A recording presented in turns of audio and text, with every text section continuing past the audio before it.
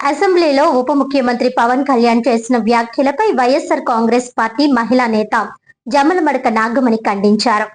ఈ సందర్భంగా ఆమె మాట్లాడుతూ అసెంబ్లీ సాక్షిగా ఉప ముఖ్యమంత్రి పవన్ కళ్యాణ్ చేసిన వ్యాఖ్యలు వట్టి ఆర్భాటం, ఆచరణ శూన్యమని ఎద్దేవా చేశారు. పవన్ కళ్యాణ్ గొప్పగా చెప్పుకుంటున్న జల్ జీవన్ మిషన్ పనులు క్షేత్రస్థాయిలో ఎంత అధ్వానంగా ఉన్నాయో నేటి పత్రికా కథనాలే నిదర్శనమని ఆమె మండిపడ్డారు. రాష్ట్ర ఆర్థిక పరిస్థితిపై పవన్ కళ్యాణ్ చేసిన వ్యాఖ్యలను కూడా తీవ్రంగా ఖండించారు. గత వైఎస్ఆర్ కాంగ్రెస్ ప్రభుత్వం వల్లే రాష్ట్రం అప్పుల పాలైందని మాట్లాడటం ఆయన అజ్ఞానానికి నిదర్శనమని విమర్శించారు. సాకులు వెతకడం మాని తమ పాలనలో చేసిన 85,312 కోట్ల రూపాయల అప్పులకు సమాధానం చెప్పాలని సవాల్ విసిరారు. అందరికీ నమస్కారం అండి. ఈరోజు మండలిలో పవన్ కళ్యాణ్ గారు మాట్లాడుతూ రకరకాల వ్యాఖ్యానాలు చేశారు. చాలా అబద్ధాలు చెప్పారు. మండలి కానీ అలాగే అసెంబ్లీలో కానీ వీళ్ళు మాట్లాడే మాటలు ఎక్కడా కూడా కొన్ని నిజాలు ఉండటం లేదు.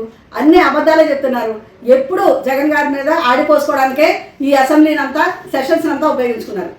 ఆయన మాట్లాడుతూ ఈరోజు ఇప్పటికైనా ఇన్నిసార్లు కూడా పార్లమెంటు సాక్షిగా ఎన్నో నిజాలు చెప్పుకొచ్చారు. జగన్మోహన్ రెడ్డి గారి పరిపాలనలో జరిగినవన్నీ కూడా దాన్ని కూడా వక్రీకరిస్తూ ఆయన చెప్తారు జగన్ పరిపాలన అంతా విధ్వంసం అని చెప్పారు. 30 ఏళ్ళు వెనక్కి వెళ్ళిపోయిందని చెప్పారు. ఎలా చెప్తారండి పవన్ కళ్యాణ్ గారి విషయం? వ్యవసాయ రంగంలో తీసుకోండి, ఈజ్ ఆఫ్ డూయింగ్లో తీసుకోండి, ఏది తీసుకున్నా ఆంధ్రప్రదేశ్ నెంబర్ 1 స్థానంలో ఉంది అనేసి కేంద్ర ప్రభుత్వం ఇచ్చిన సర్టిఫికెట్లు కానీ మీరు ఇచ్చిన అక్కడ పార్లమెంట్లో చెప్పినవి కానీ మీరు చూడలేదా? ఎప్పుడు అబద్ధాలు చెప్పుకుంటూ ఉండడమేనండి పవన్ కళ్యాణ్ గారు మీరు చేసేది. ఇంకా మీరు చెప్పారు కేంద్ర నిధులన్నీ దుర్వినియోగం చేసేసారని, కేంద్ర నిధులు దుర్వినియోగం చేసేసారని, అప్పుల పాలైపోయిందని 10 లక్షల నుంచి ముందు ఒకసారి మాట్లాడుతూ వెంటనే 10 లక్షల కోట్లు అప్పు చేశారని చెప్పారు. తర్వాత 9 లక్షల కోట్లు అన్నారు. కేంద్రంలో ఉన్న పార్లమెంటు సాక్షిగా నిర్మలా సీతారామన్ గారు కూడా చెప్పారు కదండి 4 లక్షల కోట్ల వరకు ఇది చేశారు జగన్మోహన్ రెడ్డి గారి హయాంలో. దాన్ని ఆడబుక్ కూడా డీబీటీ ద్వారా నాన్ డీబీటీ ద్వారా వేసినవి అన్నీ కూడా అంకెలు సంఖ్యలు అన్నీ ఉన్నాయి కదా మీకు ఈ 5 ఏళ్ల కాలంలో. అందులో 2 సంవత్సరాల కరోనా పోగా కరోనాలో ఎక్కడ సంక్షేమం ఆపకుండా చేసుకుంటూ వస్తూ అలాంటి పాండమిక్ ఇది కూడా దాటుకుని సంక్షేమాలు ఇచ్చుకుని తర్వాత ఈ 3 సంవత్సరాల్లో కూడా చేసుకుని వస్తే మీకు 4,60,000 కోట్ల దాకా అయిందని మీకు కేంద్రంలో కూడా అక్కడ చెప్పారు పార్లమెంట్లో. అది ఎన్నిసార్లు వదిలేసినా దాన్ని వక్రీకరించి 10 లక్షల కోట్లు 9 లక్షల కోట్లు. ఇంకా మీరు చెప్తారు విద్యార్థులందరూ వైసీపీ పాలనలో నష్టపోయారు అని చెప్తున్నారు. ఎందుకు నష్టపోయారండి? అమ్మఒడి లాంటి పథకాలు ఇచ్చినందుకు నష్టపోయారా? ఎక్కడ ఉన్న పిల్లలందరినీ తీసుకొచ్చి అమ్మఒడి ద్వారా స్కూల్కి పంపించి నాడు నేడు ద్వారా స్కూళ్ళన్నీ బాగు చేసి ప్రైవేటు స్కూల్స్ కంటే కూడా ఈ గవర్నమెంట్ స్కూల్లోనే ఎక్కడ సీట్లు దొరకని పరిస్థితి కూడా అప్పుడు ఉంది జగన్మోహన్ రెడ్డి గారి పరిపాలనలో. విద్యా దీవెన, విద్యా వసతి కానీ ఎంత బ్రహ్మాండంగా చేశారండి. ఆఖరికి ఇంకా గొప్పగా చెప్పాలంటే విదేశీ విద్య ద్వారా ఒక్కొక్కరికి 1 కోటి రూపాయలు ఇచ్చి విదేశీ విద్య ద్వారా వాళ్ళకి అక్కడ పంపించి ఎంతో ఉన్నత విద్యనే ఎంతో మందికి ఉన్నత విద్యగా కళను సాకారం చేశారు జగన్మోహన్ రెడ్డి గారు. ఇవన్నీ కూడా రికార్డెడ్గా ఉన్నాయి, అన్నీ కూడా చెప్పారు. అయినా సరే ఈవేళ ఎప్పుడు దొరికితే అప్పుడు జగన్మోహన్ రెడ్డి గారిని అప్రదిష్ట పాలు చేయాలని మీరు చూస్తారు. కానీ రికార్డెడ్గా ఉన్నది ఏది ఎక్కడికి పోదు. మీ ప్రభుత్వం వచ్చి ఈ 2 ఏళ్ల కాలంలో ఏది ఎక్కడ అభివృద్ధి పనులు కానీ సంక్షేమాలు కానీ మీరు ఎక్కడ ఏది చేయకుండా ఇప్పటికే దాదాపు 3 లక్షల కోట్ల వరకు మీరు అప్పులు చేసుకుని వచ్చారు. మీరు అంత అభివృద్ధి చేసేస్తుంటే ఆరోగ్యం గురించి ప్రజల ఆరోగ్యం గురించి ఎక్కడ పట్టించుకుంటున్నారు? మీరు అభివృద్ధి గురించి మాట్లాడుతుంటారు. చంద్రబాబు నాయుడు గారు ఇందాక అసెంబ్లీలో కూడా 20 లక్షల కోట్ల పెట్టుబడి అంటారు. ఈనాడేమో 8 లక్షల కోట్లు పెట్టుబడి అంటారు. ఇందులో వాస్తవం ఎంత? ఇవన్నీ కూడా 3 నెలలైంది 54 ప్రాజెక్టులు శంకుస్థాపన చేశారు. ఎక్కడికెక్కడ ఆగిపోయిందని వీళ్ళు చెప్తారు. ఇదేనండి మీ అభివృద్ధి? ఇంకా అభివృద్ధి అని చెప్తున్నారు కదా. ఈ ఫిబ్రవరి నెల 26వ సంవత్సరంలో జిఎస్టీ వసూళ్లలో మన పొరుగు రాష్ట్రాలు ఎలా ఉన్నాయి? తమిళనాడు 18% ఉంటే, కర్ణాటక 17%తో ఉంటే, తెలంగాణ 14%తో ఉంటే, మన ఆంధ్రప్రదేశ్లో ఎంత తెలుసండి? 5%. ఇదేనా అభివృద్ధి అండి? జిఎస్టీ ఎందుకు? ఇండియా యావరేజ్ 8.1 ఉంటే మనది ఎక్కడుంది?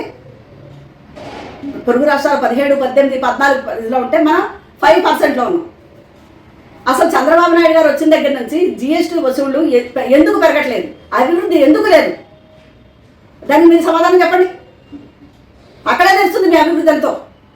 మీరు అభివృద్ధి చేసి ప్రజలందరి దగ్గర కూడా డబ్బులు ఆడుతుంటే, పథకాల ద్వారా కానీ ఇంకోటి కానీ ఆడుతుంటే ఎందుకు మీకు ఇదవట్లేదు? ఇంకేంటంటే మీరు ప్రజల కోసం చేసింది, ప్రజల్ని పట్టించుకున్నది, పరిపాలనని మీరు పట్టాలెక్కించింది, ఇన్ని మీరు చేసి ఇప్పుడు పరిపాలనలో విధ్వంసం చేశారు. జగన్మోహన్ రెడ్డి గారని మాట్లాడతారు, మండలిలో ఒకడు, అసెంబ్లీలో ఒకడు. ఎంతవరకు సమంజసం అండి? ఒక మాట అయితే పవన్ కళ్యాణ్ గారు అక్కడ మాట్లాడడం నాకు చాలా నచ్చింది. ఒక 11 మంది ఉండే వీళ్ళు అంత గ్రూప్గా ఉండి మాట్లాడగలిగి ఒక సంఘటనగా 11 మంది అంటే 1100 మంది గొంతులా వినిపిస్తున్నారు ఇక్కడని. నిజం, దేవుడు కొన్ని నిజాలు అలా ఒప్పిస్తాడండి. జగన్మోహన్ రెడ్డి గారు ఒక గొంతుతో చెప్పారంటే 1000 గొంతులతో చెప్పినట్టే లెక్క. నిజం నిర్భయంగా మాట్లాడేటప్పుడు 1000 గొంతులతో కనబడుతుంది. అలాంటి వైఎస్ఆర్సీపీ కుటుంబం, రాష్ట్ర వ్యాప్తంగా ఉన్న 44% వైఎస్ఆర్సీపీ కుటుంబం ఎన్ని గొంతులతో వినిపించగలరు నిజాలు? మీరు ఎన్ని ఎక్కడ అసెంబ్లీలో తొక్కు పెట్టినా, లేకపోతే మీరు ఎక్కడ ఎన్ని అబద్ధాలు చెప్పినా ఇన్ని గొంతులు నిజాలు చెప్పడానికి బయటకు వస్తున్నాయి కదా, చెప్తాయి. ఆ నిజాలకు మీరు అందరూ భయపడి తీరవలసిందే. భయపడ్డారు కాబట్టి అసెంబ్లీలో కూడా 11 మంది ఉన్నా 1100 మంది సరిపడా గొంతు ఇక్కడ వినిపిస్తున్నారని చెప్తున్నారు. అదండి నిజానికి ఉన్న ధైర్యం. వార్తలోని ముఖ్యాంశాలు మరోసారి.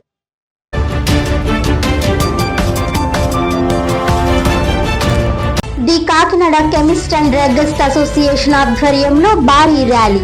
కాకినాడ డ్రగ్ ఇన్స్పెక్టర్ షేక్ పర్వీనా సుల్తానాను తక్షణమే బదిలీ చేయాలని డిమాండ్.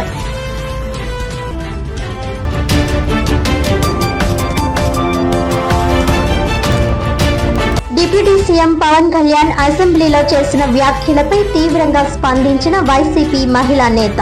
పవన్ వ్యాఖ్యలు వట్టి ఆర్భాటం, ఆచరణ శూన్యమని ఎద్దేవా చేసిన జమ్మలమడక నాగమణి.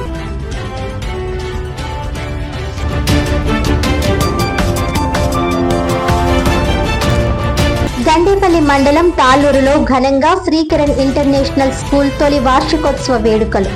అందరినీ ఆకట్టుకున్న విద్యార్థుల సాంస్కృతిక కార్యక్రమాలు, నృత్యాలు.